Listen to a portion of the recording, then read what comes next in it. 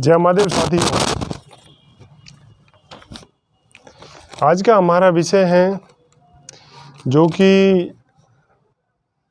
ध्रुव राठी जी, जो भी कि भारत में हरियाणा प्रांत से है, जो वर्तमान में लगभग स्पेन में रहते हैं।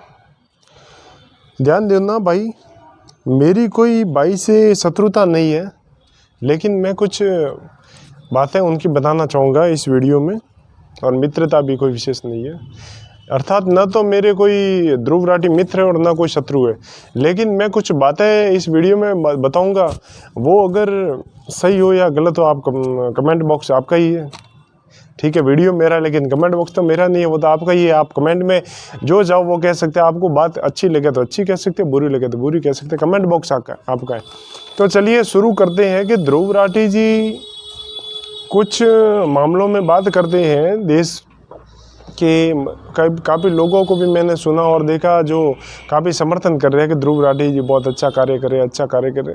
भाई ठीक है, अच्छी बात है, लेकिन मैं कहना चाहूँगा कि भाई ध्रुव राठी जी जब अच्छा काम कर रहे हैं अपने देश के लिए, या फिर विदेश में बैठे हुए भी भारत के लिए भला सोच रहे हैं, अच्छा सोच रहे हैं, तो मैं एक बात ये कहना चाहूँगा कि महोदय, केवल मोदी, बागेश्वर धाम सरकार, जो भी मोदी जी, योगी जी, बागेश्वर बाबा, श्री राम जी तो मांस खाते थे।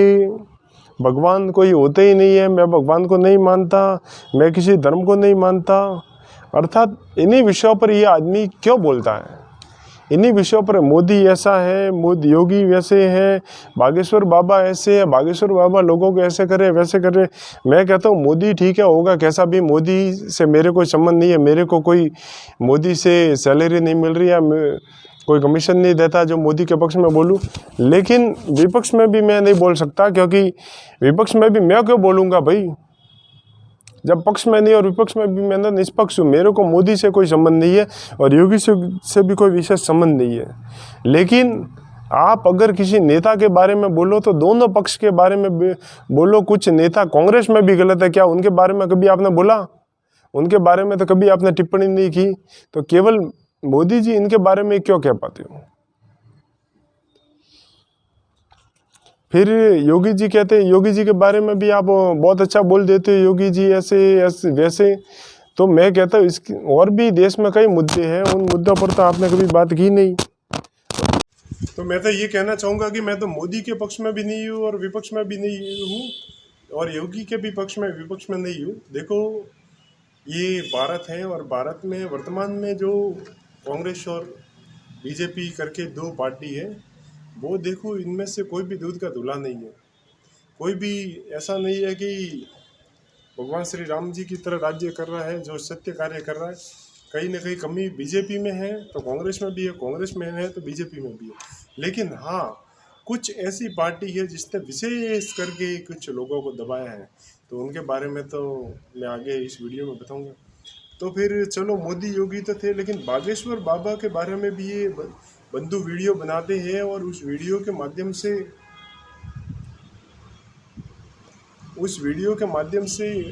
बंधु वीडियो बनाते, और उस वीडियो के माध्यम से काफ़ी बातें बोलते हैं कि भाई वीरेंद्र कृष्ण शास्त्री तो ऐसे हैं वैसे हैं, लोगों को चल रहे हैं, लोगों को पागल बना रहे हैं, मूर्ख बना रहे हैं। तो मैं उनसे ये पूछना चाहूँगा कि जब लोगों को मूर्ख बना दे रहे तो लोग वहाँ पे क्या करने जा रहे हैं?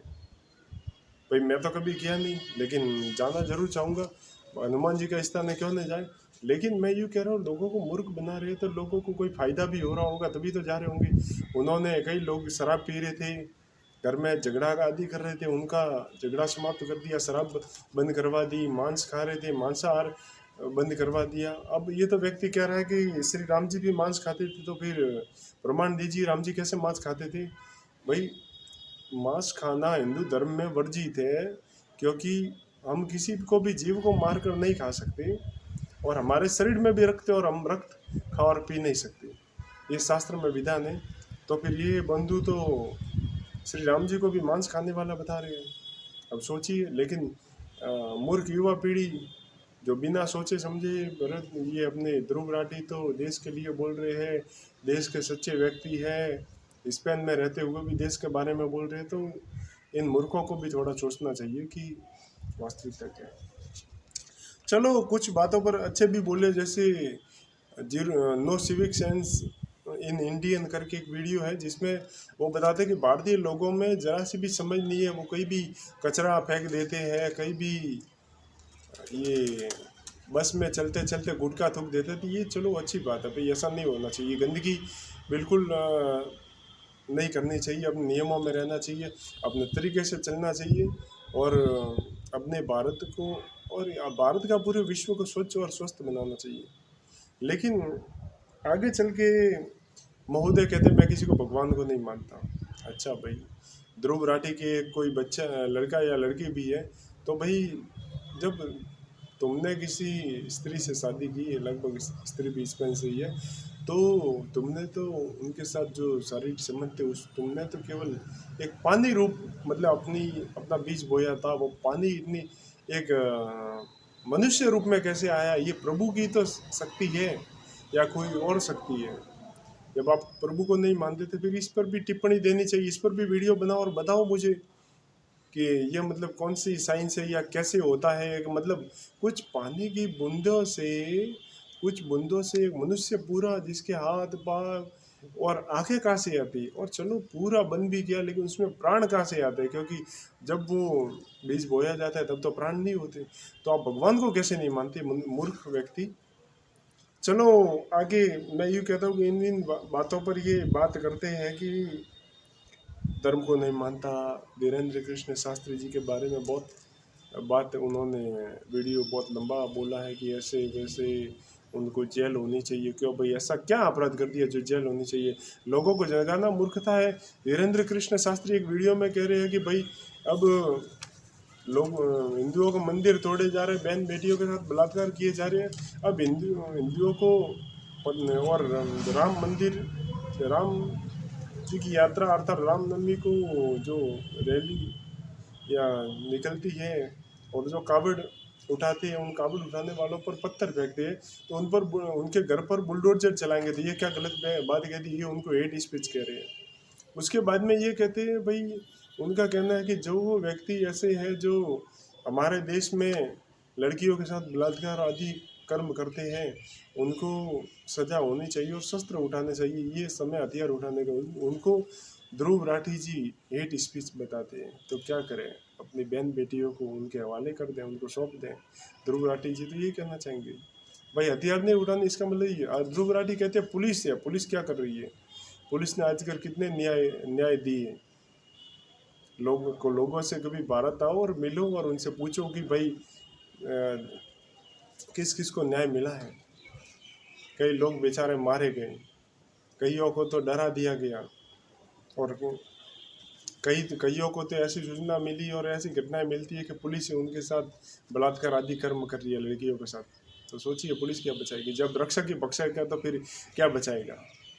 चलो ये बातें थी। फिर आगे चलते हैं कि भाई ने भारत में वर्तमान शिक्षा प्रणाली है उसके बारे में एक भी वीडियो नहीं है, कभी बोले नहीं।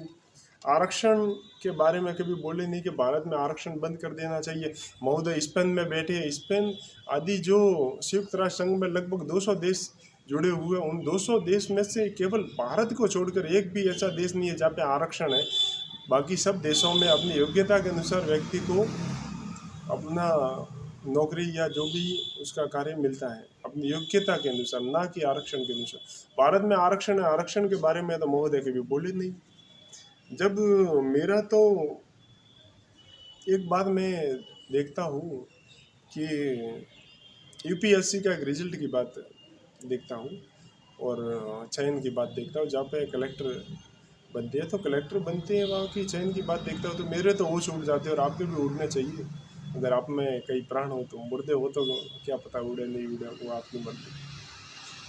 नम्रता जैन थी जिनका 99% रैंक आया है कलेक्टर बनने के लिए, उनको रिजेक्ट किया जाता है। और 300 ओवरहाइड करके वर्मा, उसका आगे वाला नाम मुझे अभी याद नहीं आ रहा है, वर्मा कोई थे अर्थात एससी में आते हैं, उस व्यक्ति के 359वीं रैंक पर वो कलेक्टर बन जाता है। वाह भाई, ये करेंगे हमारे देश का कल्याण।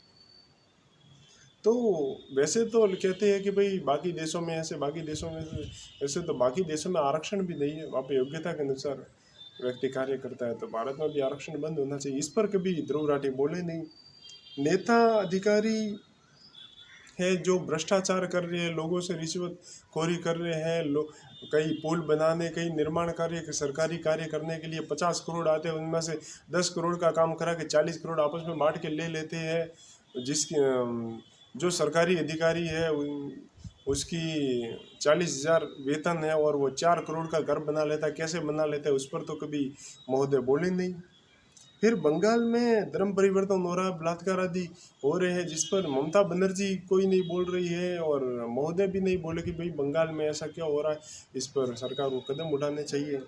फिर कांग्रेस के विषय में या कांग्रेस के नेता के विषय में कोई कभी बात नहीं की। भाई कांग्रेस में इंदिरा गांधी ने इमरजेंसी लगाई थी जो सिर्फ हिंदुओं के पुरुषों पर के नसबंदी करवाई थी, और मुसलमान आदि जो थे उनके पुरुषों की कोई नसबंदी नहीं हुई, उस पर तो कभी बोले नहीं। इंदिरा गांधी ने अपने समय में लगभग, मुझे संख्या याद नहीं है, लगभग 3,000 के इतने ब्राह्मणों की हत्या करवा दी, तब तो कोई बोले नहीं।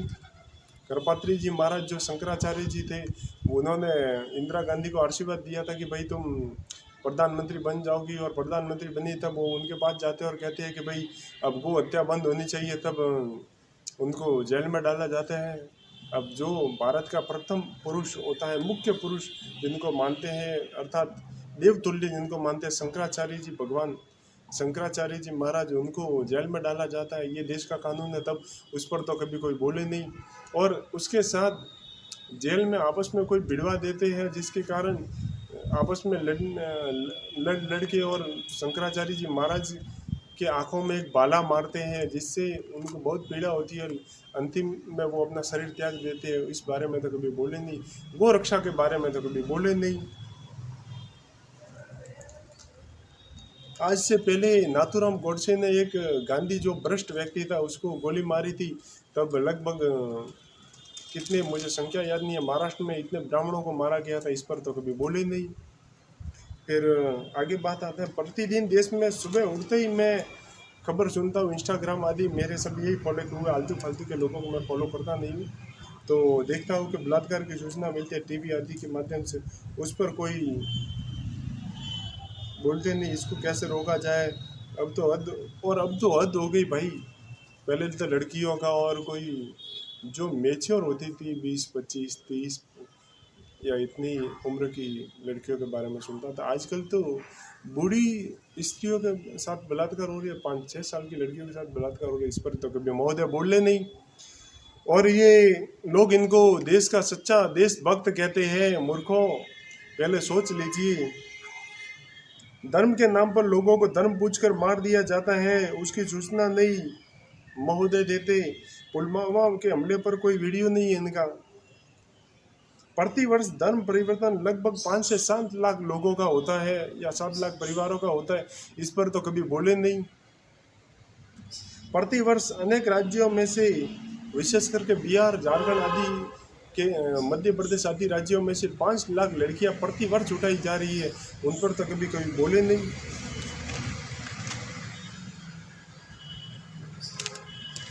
तो भाई कुल मिला के ये विषय थे, इन विषयों पर ये महोदय कभी कोई बोले नहीं। और ये महोदय बाकी विषयों पर बोलते हैं मोदी ऐसा है, ठीक है, मैं एक बार फिर कहता हूँ मोदी मेरे घर का नहीं है, और मोदी मेरे को कोई गाड़ी नहीं दी है, बंगले नहीं दिए है, लेकिन मैं कहता हूँ मोदी गलत है तो कांग्रेस में भी लोग गलत है, केवल बीजेपी में ही गलत नहीं है। ये कहना मूर्खता होगी कि केवल बीजेपी में लोग गलत है। अगर लोग बीजेपी में गलत है तो कांग्रेस में भी गलत है। नसबंदी करवाई जाती है तो फिर क्या होता है? लोगों के साथ आपस में लोगों को जाति के नाम पर लड़वाया जाता है, ये क्या है? ये कांग्रेस का ही तो काम है। झूठी राजनीति करना ये कांग्रेस का काम है। जब देश में ऐसे ऐसे कानून बने हुए हैं जो लोगों को काफ़ी दबा रहे हैं अंग्रेज़ों के समय के, उस पर तो कभी ये व्यक्ति बोले नहीं कि उन कानूनों पर सुधार होना चाहिए। और इनका विषय होता है बागेश्वर धाम बाबा और ये सभी। तो भाई हर बार आप हिंदू धर्म को ही टारगेट क्यों करते हो? और भी कई मत मजहब है, उनको पर भी बोलिए। वैसे मैं तो किस पर भी नहीं बोलता, जो गलत है वो गलत है और जो सही है वो सही है। मेरा धर्म तो वैसे सनातन है, लेकिन सनातन में भी अलग कोई, सनातन धर्म गलत नहीं है। देखिए, सनातन धर्म गलत नहीं है। हाँ, लोग गलत हो सकते हैं, सनातन को मानने वाले मतलब फर्जी मानने वाले, वास्तविक सनातन को जानता और मानता है वो कभी गलत नहीं हो सकता। सनातन की का चोला ओढ़ने वाले गलत हो सकते हैं, लेकिन सनातन धर्म में ऐसा कहीं नहीं बताया कि मुर्गा को मारो खाओ, बकरे को मारो और खाओ, किसी भी जीव हत्या के बारे में नहीं बताया है। अगर मानव धर्म है पूरे विश्व में तो एक ही सनातन धर्म है, जो मनुष्यों के साथ साथ पशुओं का भी सम्मान करता है। गायों को माता मानता है, कुत्ते को मारना कभी मना है, गाय को मारना मना, गधे को मारना मना, अर्थात किसी भी पशु को मारना भी मना है। उसके साथ भी अभी चलो, लोगों के लिए तो पुलिस बनी है, केस होगा, और गायों को मारते हैं उनके लिए कौन सा केस हो रहा है? किसी कुत्ते को गोली मार देते हैं, किसी एक्सीडेंट में कुचल देते, उस पर कौन सा केस बनता है? क्यों? तो क्या वो प्राणी ना, उन पर प्राण नहीं? तो सनातन तो उनके भी पक्ष में बोलता है। तो ये थी जानकारी। आप कमेंट के माध्यम से बताइए क्या हमने जानकारी सही दी है या इसमें कुछ सुधार की आवश्यकता। हम सुधार करने का पूरा प्रयास करेंगे। फिर मिलते हैं अच्छी जानकारी से के साथ। तब तक के लिए जय माता।